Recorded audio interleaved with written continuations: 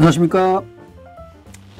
교육운동가 교육학 박사 이종태의 교육이야기 사람 사는 세상 18번째를 시작하겠습니다.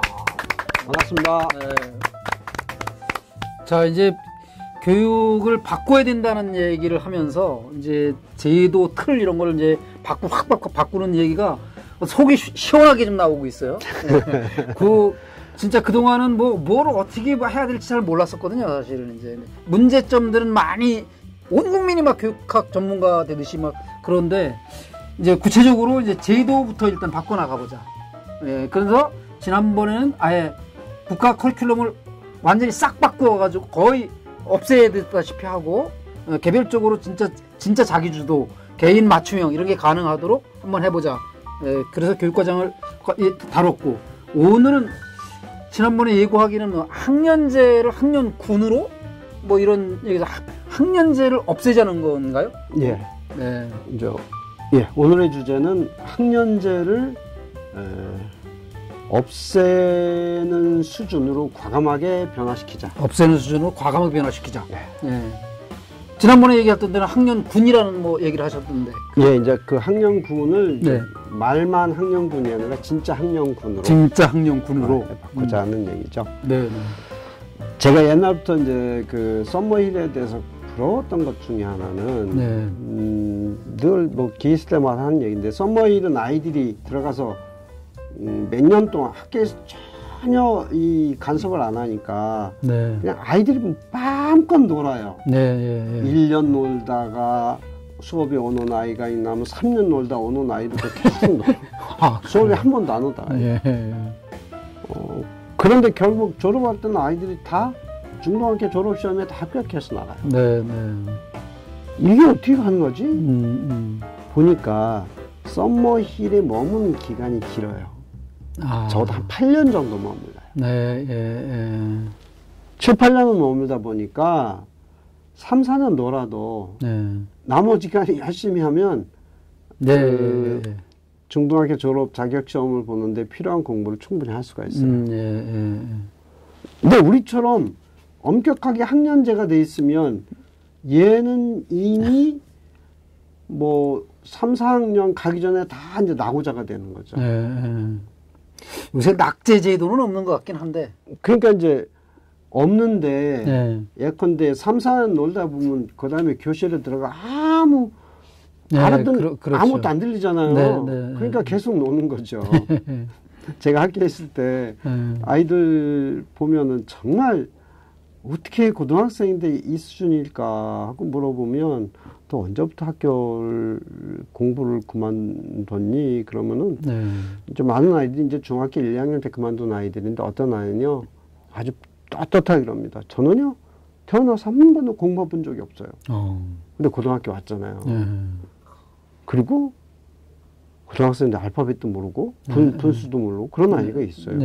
우리나라 고등학생 중에 아마 분수 모르고 졸업한 아이들이 적어도 30% 이상 될 겁니다. 그렇게까지. 심각해요.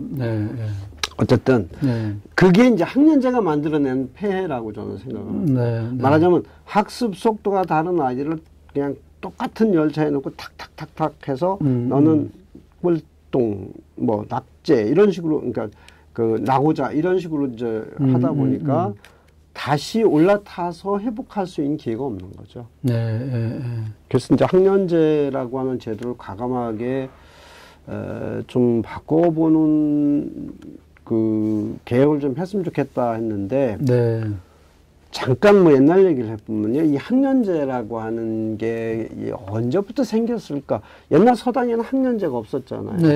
그러네 따지고 보니까. 서당에서는 각자 개인별로 자기 학습 속도에 맞게 나왔는데 그게 어떻게 보면 이제 아주 대한교육의 전형이다 하고 이제 얘기하는 사람들도 있어요.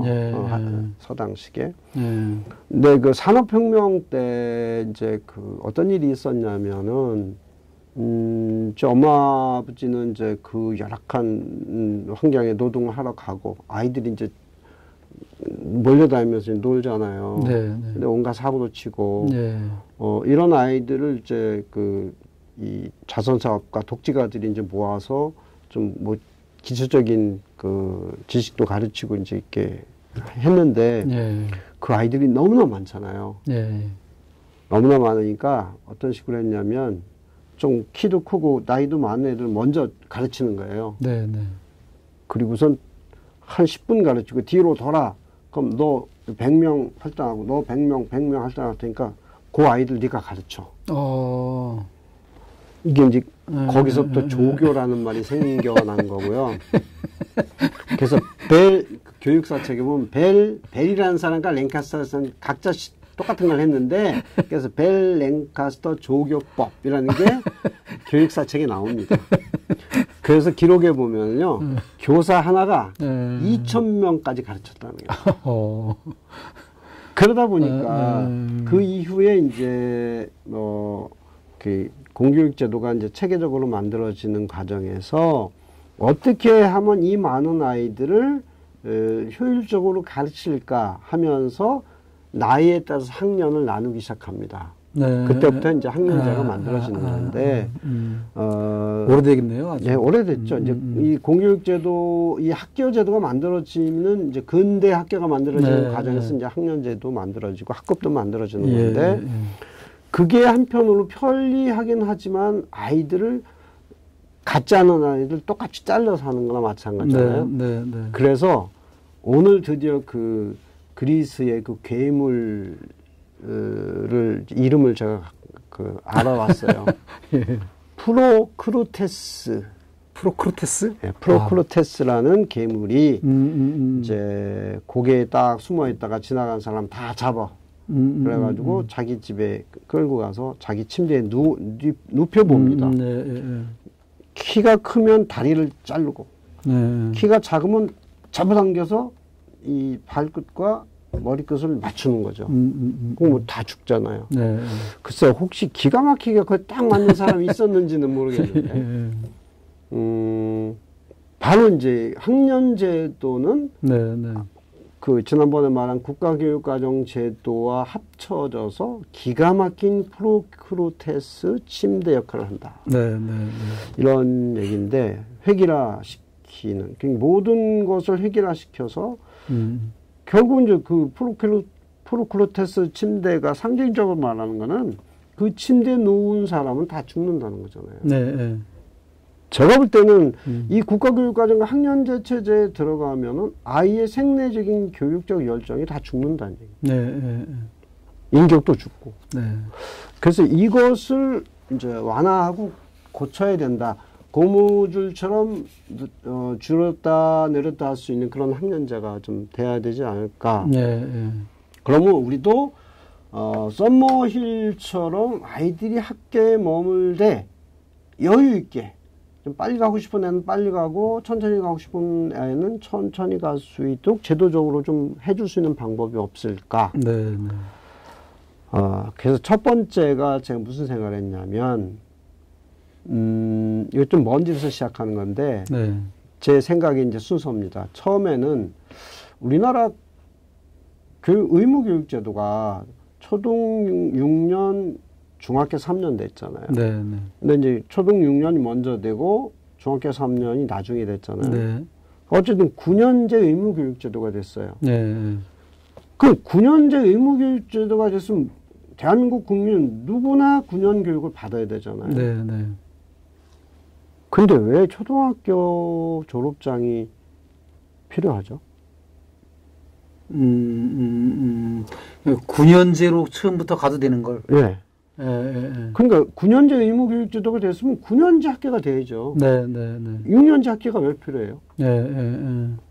그러네요. 그렇게 따지고 보면. 그래서 전 이제 아주 오래전부터 그 생각을 하고 주장을 했는데 초등학교 졸업장 없애고 졸업제도 없애고 초중학교를 합쳐서 9년제 통합학교를 만들자. 거기까지는 의무교육이니까. 그렇죠. 국가가 책임지고 하는 기관이니까. 그래서 그동안에 썸머일처럼 1학년부터 9학년을 그냥 숨가 벗어 한 계단 오르고 한 계단 이게 아니고 좀 아이에 따라서 그냥 느슨하게 가고 이렇게 좀 하자. 대신 9년제 졸업할 때는 네가 갈 길 다 갔느냐 하고 준엄한 질문을 한번 해야죠. 유럽 학교들이 대부분 가지고 있는 제도가 중등학교 졸업 자격시험이라는 게 있어요. 네, 네. 영국의 경우도 있고 핀란드도 있고 덴마크도 있고 다 있습니다. 네, 네. 특히 여러 차례 제가 이 방송에서 말씀을 드렸지만 핀란드 같으면은 그 9년제 졸업 시험 볼 때까지는 한 번도 일제고사라는 게 없다. 그러니까 아이들이 시험을 본다 해도 겁을 안 내요. 왜? 요즘 아이들이 시험을 본다면 그 선생님한테 늘 물어보는 게 있죠. 선생님 이거 성적에 들어가요? 안 들어가요? 그러니까 그런 식으로 얘기하면 핀란드 아이들은 9년 동안에 성적에 들어가는 시험을 한 번도 안 본다. 그런 질문도 있잖아요. 시험에 나와요, 안 나와요? 그렇죠. 그러니까 성적에 들어간다는 전제하에 그 시험에 나오느냐 안 나오느냐. 그러니까 시험에 안 나오는 건 안 배워도 되는 그렇죠. 거잖아요. 그런 게 어딨어요. 알면 알수록 다 좋은 거지. 네. 어쨌든 이제 그런 식으로 이제 이제 우리도 좀 가볼 수 있지 않을까. 근데 이제 1학년부터 9학년까지를 만약에 한 캠퍼스 안에 다 있다라고 치면 서울 도시 같은 학교가 너무 클 거예요. 그죠? 지금 6학년까지만 모아놔도 굉장히 큰데, 그렇다 학교를 쪼갤 수도 있잖아요.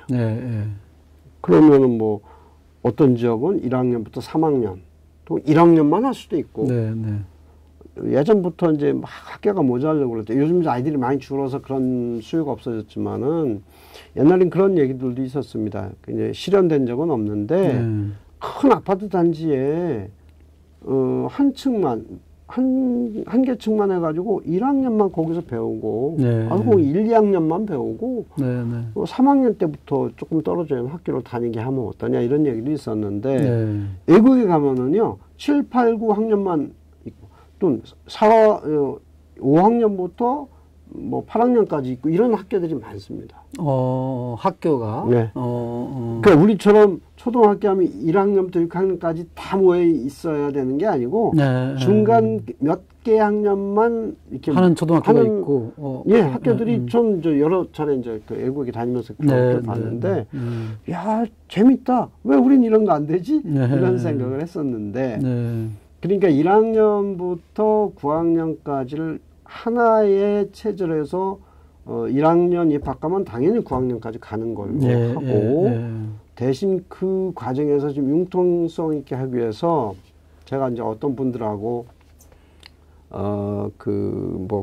교육의제 이런 걸 준비할 때 거기서 이제 또 나왔던 이야기는 그 학년군제 아까 그 얘기를 했는데 지금 1, 2, 3, 4, 5, 6 말만 학년군제고 뭐 사실상 아닌 그런 거 말고 진짜 학년군제. 그런데 이건 만약에 1, 2, 3, 4, 5, 6, 7, 8, 9를 다 묶게 이렇게 한꺼번에 하기가 좀 어려우니까 3, 3, 3으로 나누면 어떨까? 더 연구를 해봐야 되는데 이제 초등학교 저학년, 초등학교 고학년, 그다음에 중학교 이런 과정을 따라해서 그 안에서는 좀 이렇게 굉장히 융통성 있게. 제가 그 독일의 교육 제도를 다 연구한 건 아닌데 독일 문학을 좀 하다 보니까 독일의 김나지움이라는 제도가 있잖아요. 그게 9년이고 거기는 이제 4학년 때까지는 김나지움을 다 다니다가 5학년 때 되면서부터 김나지움으로 졸업할 애들은 그렇게 그냥 가되 여기는 레알슐레라고 그래가지고 직업학교 쪽으로 가는 애들이 초등학교 우리나라 따지면 초등학교 5학년 과정에서 실업계가 갈라지는 거예요. 그러니까. 맞아요. 굉장히 일찍 갈라지더라고요. 그런 그거는 대안학교도 아니고 그냥 독일의 국가교육 시스템이 그렇게 돼 있잖아요. 그래서 이제 독일 교육 제도를 좋아하는 분이 있고 싫어하는 분이 있는데, 그러니까 너무 어린 나이에 이제 말하자면 진로 분기가 이루어지는 거잖아요.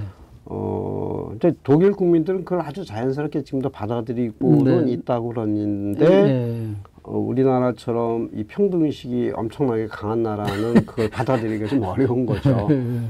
지금 고등학교 단계에서 이제 직업 계열과 그 진학 계열로 이제 나뉘는데, 물론 이제 형식은 우리나라가 이제 복선제가 아니라 단선제 학제라고 해서 직업 교육과 교육계로 가더라도 자기 개인적으로 준비해서 이제 진학의 길은 열려 있긴 합니다.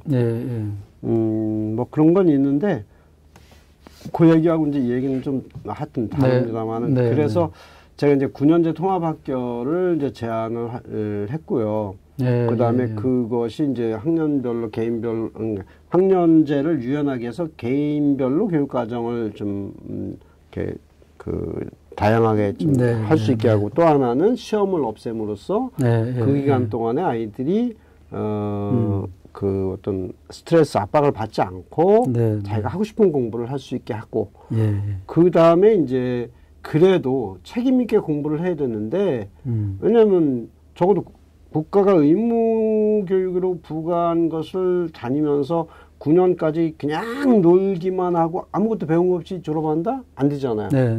지금 우리나라 지금 현재는 출석만 3분의 2 이상 계속하면 분수 몰라도 고등학교를 졸업하지만 근데 그러면 안 된다 이런 생각이 있어요. 그래서 저는 이제 뭐를 제안하고 있느냐면 그 유럽의 학교들처럼 9학년 졸업할 때는 국가시험을 보자. 그래서 그게 통과가 돼야 졸업장을 받는 거고 통과가 안 되면 수료증만 주는 거죠. 근데 이제 수료증밖에 못 받고 졸업하면 너무 좀 그러니까 다시 보충학습을 해서 재도전할 수 있는 10학년 정도 주고. 재도 하나 둬서 두고 그 여기서 오는 이점은 지금 얘기할 건 아니지만 그렇게 되면 9학년 때까지 교육과정이나 아이들이 그걸 거치는 동안에는 대학 입시하고는 전혀 무관하게 대학 입시된 부담을 안 져도 된다는 거죠. 대학 입시는 오로지 고등학교 가서만 준비할 수 있도록 이런 일종의 이제 학제 개편이라고 볼 수 있는데 우리도 이제 이런 거를 좀 준비할 때가 되지 않았는가. 국가교육위원회가 내년에 발족한다고 하는데 발족하면 정말 이런 고민을 했으면 좋겠다는 생각. 국가교육위원회? 자, 궁금한 점이 생겼어요. 나중에 한번 시간이 좀 꽤 됐으니까 나중에 한번 좀 꼭 좀 밝혀주셨으면 좋겠는데 이렇게 이제 국가교육 과정도 확 바꾸고 거의 없애는 수준으로 그리고 학년제도 없애는 수준으로 확 바꾸고 이렇게 혁신적인 교육 개혁을 이루려면 국가교육위원회 여기만 마음 먹으면 되는지 아니면 대통령이 예를 들어서 이종태 박사님이 이런 생각을 하는 분이 대통령이 되면 가능한 건지 교육부 장관이 되면 그걸 확 바꿀 수 있는 건지 뭐 국회에서 그거를 뭐 법을 바꿔야 되는 건지 그냥 교육감이 어떻게 할 수 있는 교육감이 바뀌면 뭐 가능한 건지 그 어디서 그런 걸 이게 학부모들이 이런 걸 다 알아도 어디서 그걸 뭘 바꾸는 건지를 좀 제도적으로 다 관여되는데요. 제일 중요한 거는 국민들의 공감대 형성입니다. 국민들의 공감대 형성. 그래서 저는 예전에 이제 노무현 대통령 시절 교육혁신위원회에서 일할 때 제가 어떤 생각을 갖고 좀 몇 번 시도해 봤냐면 교육 문제 해가지고 전 국민 토론회를 정말 대대적으로 해보자. 이런 큰 의제들을 내걸고 찬성하는 사람, 반대하는 사람, 뭐 또 우려하는 사람 많이 있잖아요.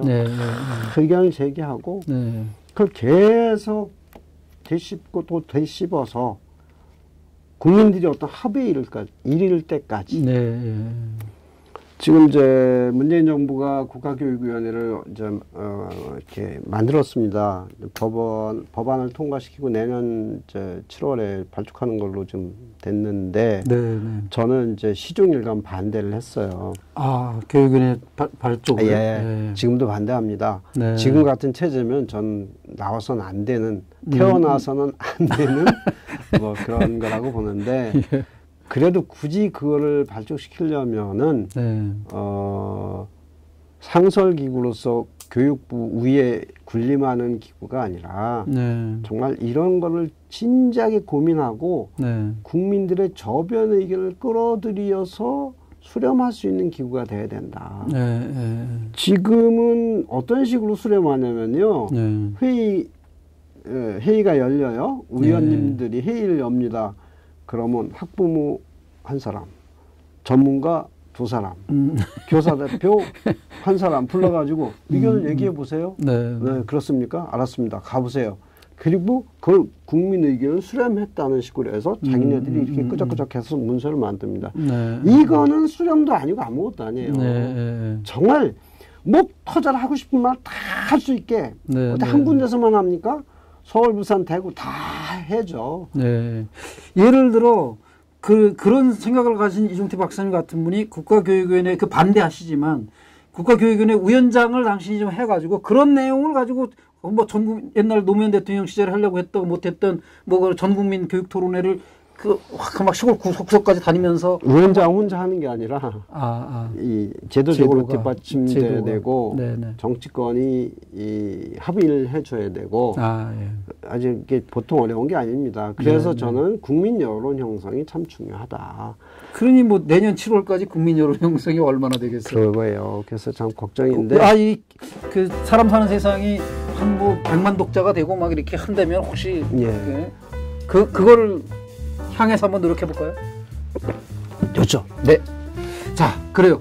자, 이제 제도 바꾸는 틀 바꾸는 거에 두 번째 시간 같기도 한데 학년제를 없애자. 앞으로도 계속 이런 것들을 바꿔나가보자. 이렇게 바꿔보자. 이런 국민 여론 형성을 하는데 조금이라도 좀 기여가 됐으면 좋겠다 하는 것으로 이제 이렇게 좀 정리하겠습니다. 자, 지금까지 시청해 주신 여러분께 감사드리고요. 지금까지 교육운동가 교육학 박사 이종태의 교육이야기 사람 사는 세상이었습니다. 시청해 주셔서 고맙습니다. 고맙습니다.